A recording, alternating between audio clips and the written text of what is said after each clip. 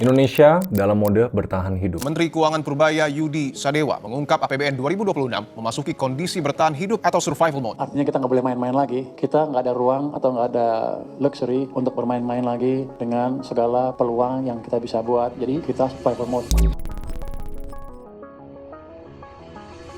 Sebenarnya gue agak bingung ya, karena Purbaya ini dari tahun lalu itu selalu ngomonginnya satu hal yang sama. Indonesia ekonominya kuat, pasti 6%. Gampang semua kalau tahu hitungannya. Jadi agak sedikit kontradiktif nih, karena omongannya survival mode. No more room buat stupid mistake. Ini gue bukan ngomongin resesi, bukan ngomongin krisis. Tapi kenapa baru sekarang, di momen ini, keluar mulutnya dari seorang menteri, bahwa iya, memang sekarang negara kita nggak boleh bikin kesalahan apa-apa. Padahal gue udah ngomong ini dari kapan tahu. Tepatnya di video ini nih. Karena di saat yang sama, pas gue ngebahas 2030, nggak lama ini loh, Pak Purbaya yang ngeluarin statement yang sama-sama kontroversial. IHSG yang sekarang 7.100-an katanya bakal tembus 28.000 di tahun 2030. Sebenarnya kalau mau optimis, gue support being optimistic. Tapi di saat yang sama, baru anjlok 6%. Investor asing baru jual bersih sekitar 55 juta dolar. Dan sekarang resmi, bursa kita itu paling buruk di Asia. Jadi kalau sesuai proyeksinya Pak Purbaya, artinya dalam 4 tahun harus naik hampir 300%. Itu butuh 41% per tahun tanpa gagal sekalipun. Jadi pasti ada alasannya dong ngomong itu. Ya, karena di tahun 2002 sampai 2009 IHSG itu pernah ngeroket 29%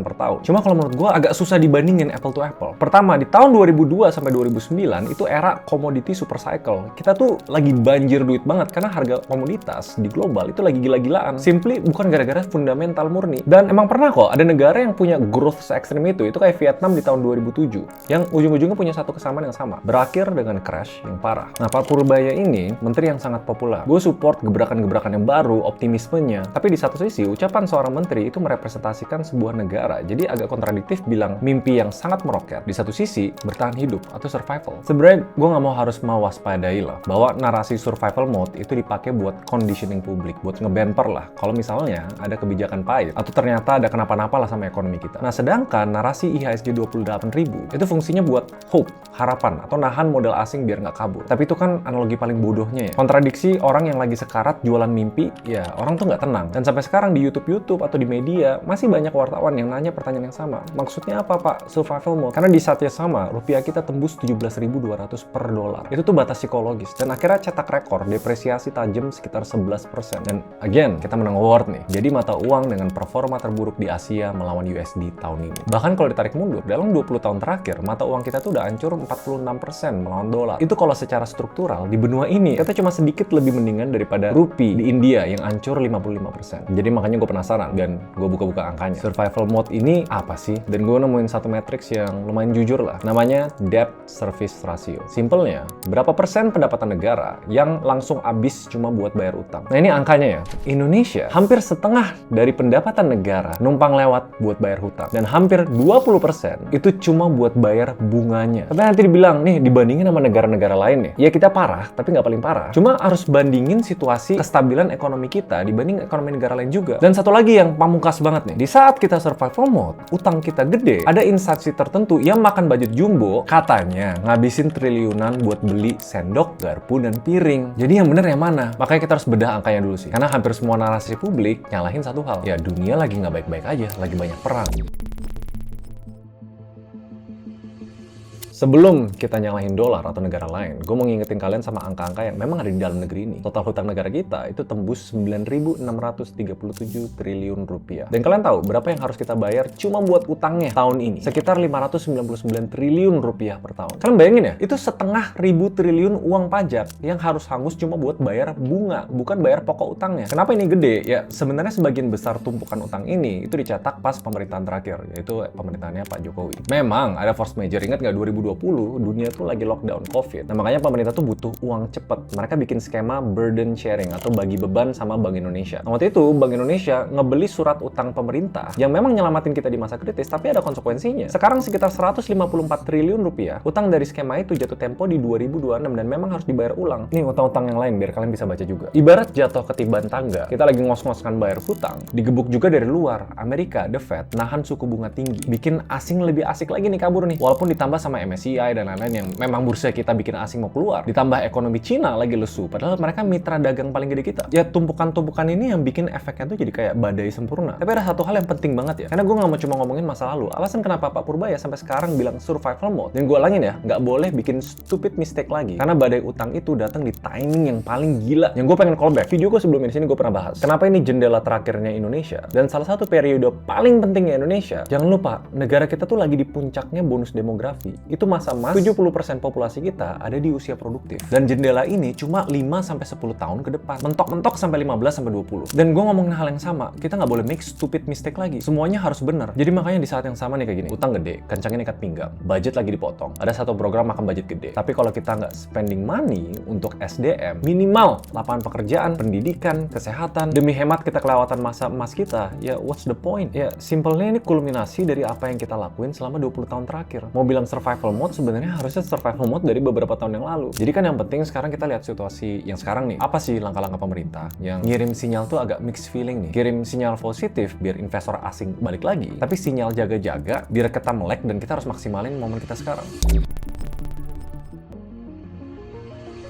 Jadi ya sebenarnya nggak mungkin gue nggak bahas ini ya. Bilang bertahan hidup, survival mode, harus diet ketat. Tapi realitanya ada suatu program yang gratis. Ditanya survival mode nggak program ini? Jawabannya yang udah pasti enggak. Negara lagi ngos-ngosan bayar bunga hutang hampir 600 triliun. Tapi anggaran dari MBG di awal tahun bilang membengkak sampai 335 triliun rupiah di tahun 2026. Belum lagi spending pertahanan yang masif. Walaupun kabarnya program MBG ini lagi dikaji ulang. Dipangkas jadi cuma 4 hari seminggu, dialokasi buat orang yang emang bener-bener butuh. Jadi emang banyak narasi yang maju mundur. Terus kalau di mata investor asing, revisi maju mundur ini ngirim sinyal yang lumayan berbahaya. Kenapa kita nggak bisa ngelihat skala prioritas yang matang dari awal? Simpel lagi deh, biar kalian relate sama kehidupan sehari-hari. Bayangin kalau punya utang kartu kredit numpuk, bunganya nyekek, bentar lagi jatuh tempo. Bilang dong ke keluarga, "Ma, Pa, kita lagi survival mode ya, harus hemat nih." Tapi besoknya malah tetap maksain langganan catering mahal tiap hari untuk sekeluarga. Ya sebenarnya nggak make sense, narasinya nggak konsisten. Justru malah dampak negatif ke luar negeri investor asing yang ibaratnya harusnya kita incer nih biar bisa nyelamatin keuangan kita melalui investasi, melalui training. Mereka malah ngelihat ini negara yang niat mau survive atau cuma mau foya-foya pakai uang pinjaman. Tadi kita bahas soal utang, jangan lupa soal defisit anggaran. Karena ingat ya, pas waktu itu sempat krisis di tahun 1998. Biar nggak terjadi lagi, itu dibikin aturan. Nggak boleh defisit lebih dari 3%. Dan angkanya nggak muncul tiba-tiba, itu dikunci di undang-undang. Defisit kita tahun lalu itu 2,92%. Naik dari 2,2% dan nyaris nabrak tembok kepercayaan dunia. Bahkan ada beberapa analis sama ekonom bilang prediksi Indonesia itu bisa kena angka 3. Walaupun negara kita sendiri bilangnya turun ke 2,3, 2,4. Dari semua yang gue bahas tadi, masih belum ngebahas satu hal loh. BBM dan krisis energi yang harganya nggak naik so far, itu kira-kira yang bayar siapa? Kira-kira ditanggung sama uangnya siapa? Jadi jelas ada instabilitas. Gimana nih mata uang kita? Tapi nanti narasinya gini, Pak Purbaya itu ngehandle masalah perbelanjaan. Tapi stabilitas keuangan harusnya di Bank Indonesia. Dan waktu itu ada sinyal yang lumayan unik lah. Pas nama Thomas Jiwandono, keponakannya Pak Presiden, itu masuk jadi Deputi Gubernur BI. Ya kalau dari mata asing, ini instansi harusnya independen, menjaga rupiah untuk negara, atau jangan-jangan bakal dipaksa buat kerja untuk presiden. Yaitu lewat skema yang namanya burden sharing, bagi beban. Yang formatnya bisa aja buat ngedanain program-program pemerintah yang mahal, dan yang seharusnya senjata utama buat ngejaga stabilitas mata uang kita, jadi nggak ada dong. Investor jadi takut ambil resiko. Dari tahun lalu aja, asing tuh udah jual bersih obligasi kita, nilainya 6,4 miliar dolar. Jadi gua agak takut nih, kombinasi manajemen belanja yang royal, tapi duitnya nggak ada dan utangnya membengkak, dan BI yang harus tugasnya fokus ngejagain rupiah kita, fokusnya jadi kemana-mana. Efeknya apa? 17.000 ini. Nanti ada yang bilang, ya itu urusannya dompet pemerintah. Mereka mau belanja apa, utang dari mana, ya urusan mereka. Rupiah naik, dolar naik, emang ngaruh buat gua? Ya, inilah efek brutal dari rupiah kita. Jadi semua kombinasi yang tadi gue omongin, memang dunia lagi nggak baik-baik aja. Rupiah tembus 17.210. Dan sebagian dari kalian pasti mikir, gue nggak ada rencana liburan ke luar negeri. Gue nggak mau beli iPhone baru, bodo amat dolar naik. Nah ini yang kadang nggak dilihat banyak orang ya. Karena realitanya, 74% dari total impornya Indonesia itu tuh bahan baku dan bahan modal industri. Jadi setiap rupiah melemah, otomatis ongkos produksi pabrik naik. Dan beban yang langsung dilempar itu ke harga barang yang kalian beli sehari-hari. Ini istilah resminya namanya imported inflation. Inflasi yang kita impor impor barang-barang luar negeri. Dari harga makan kemasan, material perumahan, obat-obatan impor, semua pelan-pelan naik nih. Artinya apa? Kalau gaji kalian 10 juta dan rupiah melemah 11%, daya beli real kalian ya menguap sekitar hampir 1 juta lah. Memang nggak ada potongan di selip gaji kita, tapi selama kita sama-sama terimanya rupiah 10 juta, pelan-pelan kan itu bakal kerasa kayak pajak terselubung nih. Kita nggak kerasa, tapi dikit-dikit harga naik, harga naik, harga naik. Jadi kalau negara aja lagi ketetaran bayar utang, dompet kita diam-diam dipotong, dan sekarang narasinya bertahan hidup, survival mode, intinya deh, kita harus ngapain? Gue akan ambil quote yang pernah diomongin sama orang yang bijaksana. Gue sayang sama negara ini, tapi memang ya jangan berharap pemerintah bisa nolongin semua orang. Jangan berharap masalah ini ya bakal hilang tiba-tiba. Kalau kalian nonton video ini, berarti kalian punya awareness yang lumayan tinggi. Setidaknya pedulilah sama keadaan keuangan kita. Bahkan ya mungkin ya pengen selamatin karir pribadi aja. Satu hal pahit yang harus ditelan, mau gimana pun negara kita atur keuangannya, tau nggak satu hal yang nggak bisa berkurang? Umur masyarakat. Umur kita tuh nggak bisa berkurang lagi. Dan puncak produktivitas Indo yang 70%-nya itu produktif ya, itu tuh bentar lagi. Dan gue nggak capek bahas, pas kita udah di puncaknya, chart itu tuh bakal turun. Dan turunnya tuh permanen. Dan ini udah dilewatin sama banyak negara-negara maju lainnya, yang alhamdulillahnya, mereka produktivitas turun pas ekonominya udah maju, udah bagus. Sebenarnya dari semua video ini maksud gue apa? Apa gue pesimis? Enggak. Tapi gue echo. Gue setuju sama statementnya Pak Purbaya, survival mode. Gue setiap datang ke seminar, atau gue diminta sharing, apa strategi lu, Re? Ya gue lagi defensif. Gue pindahin aset-aset gue yang lebih defensif aset. Hal-hal yang nomor satu, setidaknya nih ya, nomor satu, tidak menggerus keuangan gue atau menjaga keuangan gue. Ya hal uniknya juga, gue actually plan buat naikin premi asuransi gue. Biar kalau seandainya gue sakit, kalau gue kenapa-napa, uang gue nggak sepekul itulah. Tapi gue belajar dari kesalahan gue sendiri. Memang situasinya lagi susah, dan memang bukan Indonesia doang yang susah. Walaupun kita di posisi yang unik dan secara kerentanan atau fragility, kita tuh